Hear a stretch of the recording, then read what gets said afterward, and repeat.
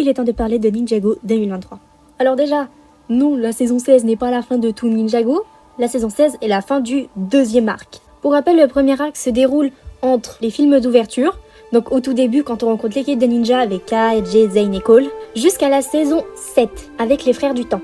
Le deuxième arc commence à partir de la saison 8, donc les fils de Garmadon, jusqu'à la saison 16 qui n'est autre que la dernière saison en date. Nous savions qu'à partir de la saison 16, enfin après la saison 16, il y allait avoir un nouvel arc, donc un troisième arc. On va tout d'abord commencer par une petite chose qui arrive en 2023, enfin une grande chose, c'est un livre.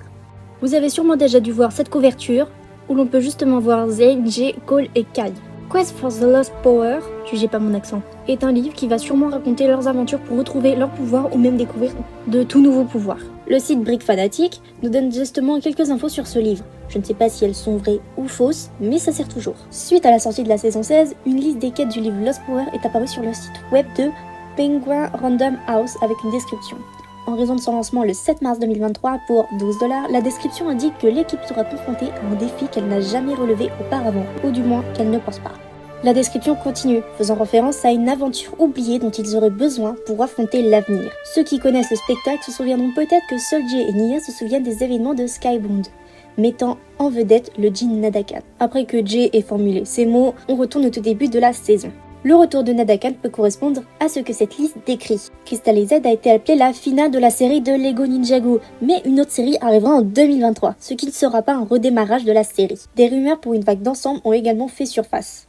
Sur la base des événements de la finale, dont nous n'entrons pas dans les détails pour ne pas spoiler, une quête de pouvoir perdu pourrait avoir du sens après Crystal Z, mais ce livre n'a peut-être rien à voir avec le prochain Ninjago série.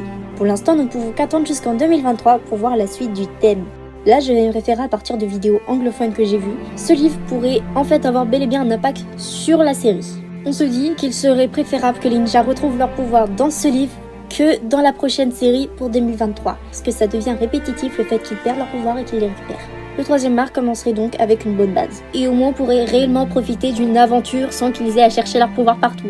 Il est temps qu'on parle de la série 2023.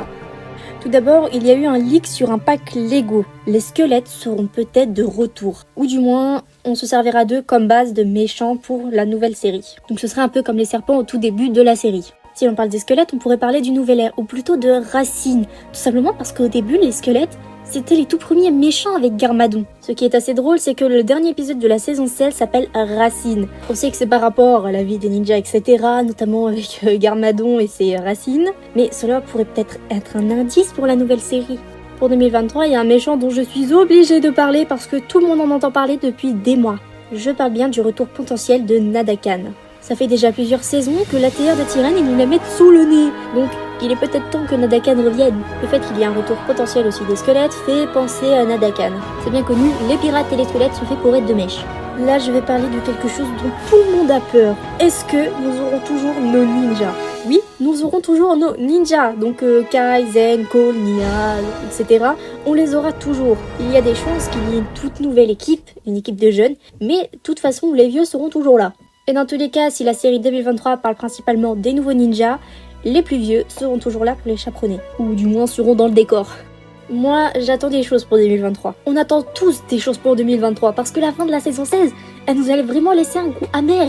Elle s'est pas finie comme on le voulait.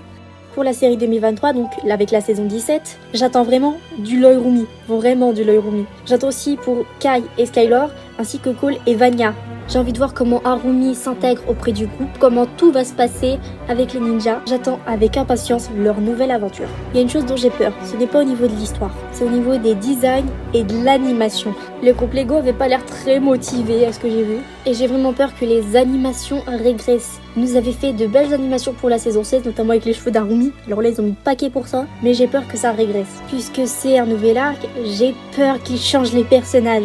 Ils les avaient déjà changés après la saison 7, mais ça rendait bien, vous voyez qu'ils avaient grandi. Mais j'ai vraiment peur qu'ils fassent une énorme gaffe. J'ai oublié de parler d'une petite chose, c'est par rapport à deux méchants. Je parle de Crux et Acronite, les mains du temps.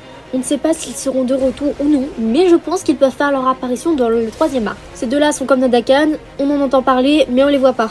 On pensait que ces deux-là feraient leur apparition dans la saison 16, mais ce n'a pas été le cas. Peut-être qu'ils feront leur apparition dans le troisième acte. Et je rappelle que Kai a justement dit leur nom au début de la saison 16.